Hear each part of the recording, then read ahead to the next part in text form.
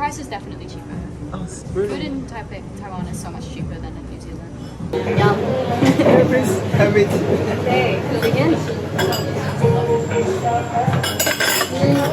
But yeah, so I'm sure if you did you study abroad when you were learning English, or did you learn English here? Only learn English in Taiwan. Yes. Oh really? But most of the time we only spend a lot of time in reading and writing. We don't have much opportunity to speaking. But you were able to keep up with me, so your English is pretty good. Oh, thank you so much.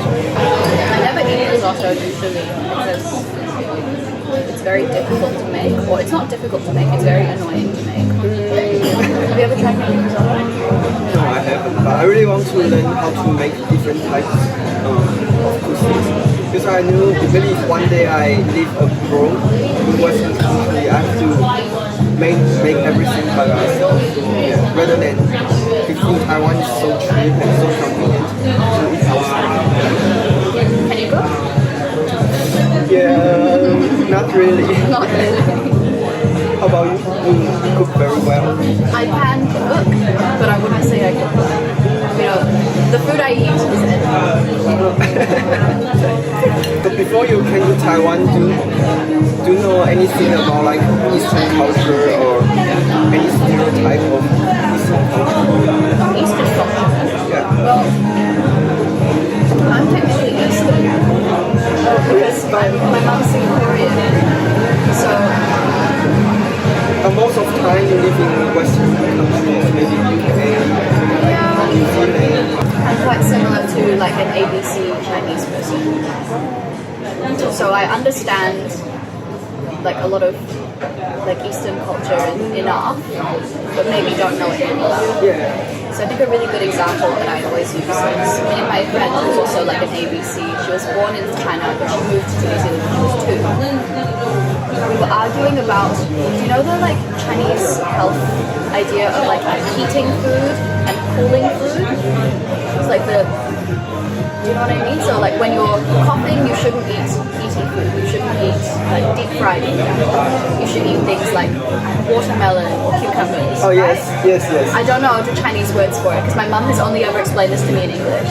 So being like ABC, do you think it's an advantage or disadvantage? Because you already know like two different cultures like very well compared to maybe Westerns.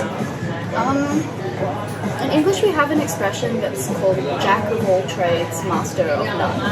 And so the idea is you're good at lots and lots of little things, but you're not very, very good at any of them.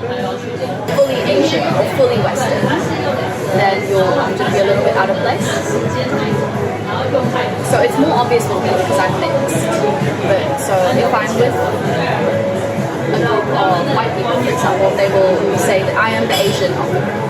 If I'm with a group of Asian people, I am the white person in the group, you know? And so it's like you're never Asian enough for the Asians, but you're never white enough for the white people. But it's more special, so I think it's better. I think it's cool. It's really interesting getting to know all the different things. But sometimes it just means, you know, the swap is that you don't always feel part of the community.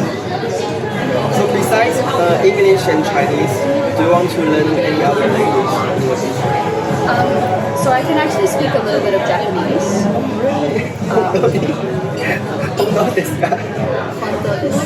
Whoa! How long have you learned Japanese? I learned it in high school. So in New Zealand, high school is 5 days long. So for 5 years, basically. 5 years in high school? Because I wanted to learn Chinese, but my school didn't have a Chinese teacher. So I thought I would take Japanese because the Hanzi is the same. Similar. And I thought it was close enough.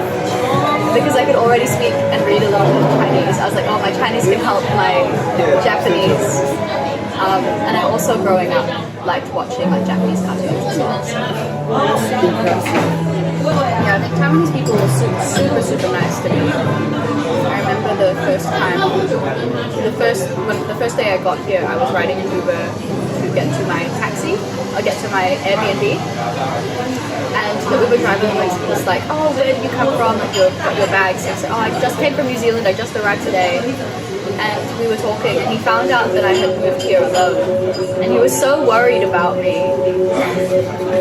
He was like, oh my gosh, are you okay? Are you sure? I'm going to wait on the road until you get into your Airbnb to make sure that you're safe. And I was like, it's very sweet of him. But I feel so impressive in your age, but you kind of very intelligent and so talkative, know a lot of things. So, but I think a lot of like Westerners, we all like very independent.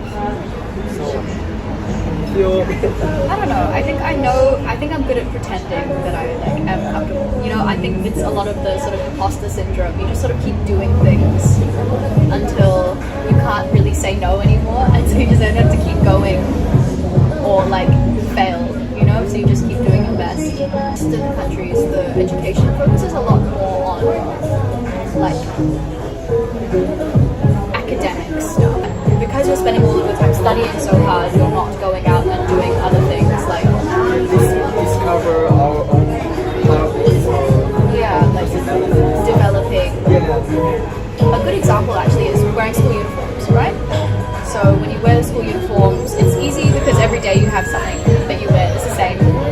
But my school didn't have a school uniform, which meant that I was able to, in my high school years, learn how to dress myself, what looks good on me, what like makes me feel good, like how I feel confident. Versus when I got to university, I was already comfortable with my body and comfortable with how to dress myself.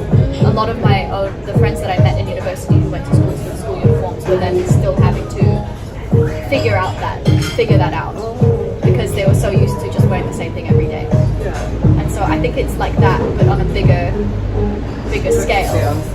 Yeah, I don't like shopping at markets because like often they don't show a price on the thing, so I'm always scared that they're going to see that I'm foreign and put the price up for me, and then or even I go and ask and then they tell me how much it costs, and then I think in here I think that sounds a little bit expensive, but then I'm too scared to say that's too expensive and walk away.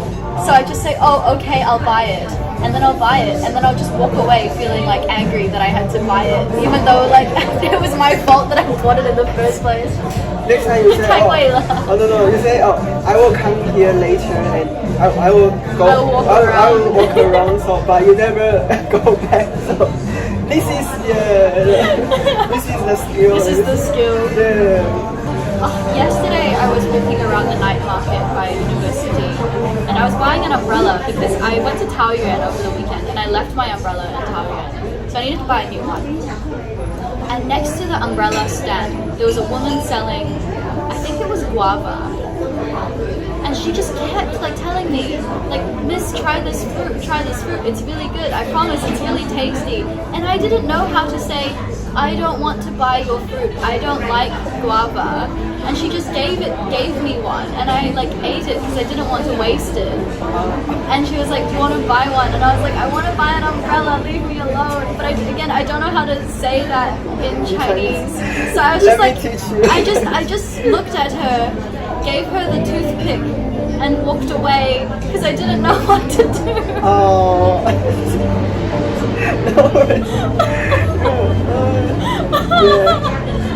This is the kind of stuff that happens to me every day because my Chinese is like not good enough to say what I'm thinking. So you just want everything. I just buy things because people are just they don't know how to. And I don't know how to say no. 不要 yeah. But the 不要 feels too too strong.谢谢。免费吗 is like the best. 免费吗 is very soft. Yeah, it's a question. And they will know. Let her listen. They will walk away by themselves.